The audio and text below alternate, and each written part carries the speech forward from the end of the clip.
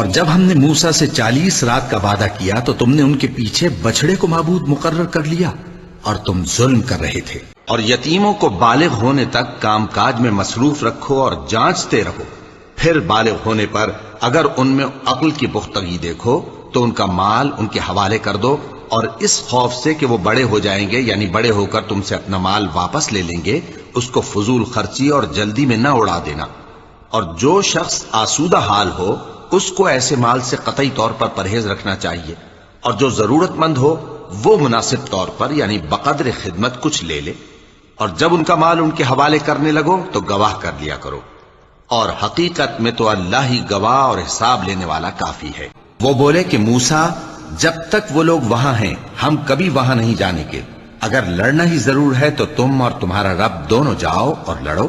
ہم تو یہیں بیٹھے رہیں گے۔ موسیٰ نے اللہ سے التجا کی کہ پروردگار، میں اپنے اور اپنے بھائی کے سوا اور کسی پر اختیار نہیں رکھتا، سو تو ہم میں اور ان نافرمان لوگوں میں جدائی کر دے۔ اللہ نے فرمایا کہ وہ ملک ان پر 40 برس تک کے لیے حرام کر دیا گیا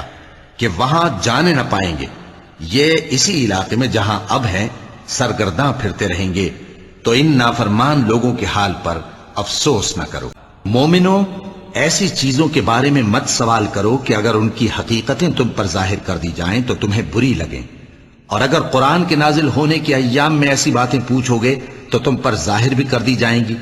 اب تو اللہ نے ایسی باتوں کے پوچھنے سے درگزر فرمایا ہے، اور اللہ بخشنے والا ہے، بردبار ہے۔ اور یتیم کے مال کے پاس بھی نہ جانا مگر ایسے طریق سے کہ بہت ہی پسندیدہ ہو، یہاں تک کہ وہ جوانی کو پہنچ جائے، اور ناپ اور تول انصاف کے ساتھ پوری پوری کیا کرو۔ ہم کسی کو ذمہ دار نہیں بناتے مگر اس کی طاقت کے مطابق، اور جب کسی کی نسبت کوئی بات کہو تو انصاف سے کہو، گو کہ وہ تمہارا رشتہ دار ہی ہو، اور اللہ کے عہد کو پورا کرو۔ ان باتوں کا اللہ تمہیں حکم دیتا ہے تاکہ تم نصیحت قبول کرو۔ اور ہم نے موسیٰ سے 30 رات کی میعاد مقرر کی اور 10 راتیں اور ملا کر اسے پورا چلا کر دیا، تو اس کے پروردگار کی 40 رات کی میعاد پوری ہو گئی۔ اور موسیٰ نے اپنے بھائی ہارون سے کہا کہ میرے کوہ طور پر جانے کے بعد تم میری قوم میں میرے جانشین ہو، اور ان کی اصلاح کرتے رہنا اور شریروں کے رستے پر نہ چلنا، اور یتیم کے مال کے پاس بھی نہ پھٹکنا مگر ایسے طریق سے کہ بہت بہتر ہو، یہاں تک کہ وہ جوانی کو پہنچ جائے، اور عہد کو پورا کرو کہ عہد کے بارے میں ضرور پرسش ہوگی۔ اور ہم نے انسان کو اس کے والدین کے ساتھ بھلائی کرنے کا حکم دیا،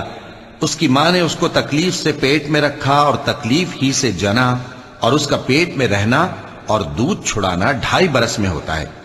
یہاں تک کہ جب وہ پختہ عمر کو پہنچ جاتا ہے اور 40 برس کا ہو جاتا ہے تو کہتا ہے کہ اے میرے پروردگار، مجھے توفیق دے کہ تو نے جو احسان مجھ پر اور میرے ماں باپ پر کیے ہیں ان کا شکر گزار بنوں، اور یہ کہ نیک عمل کروں جن کو تو پسند کرے،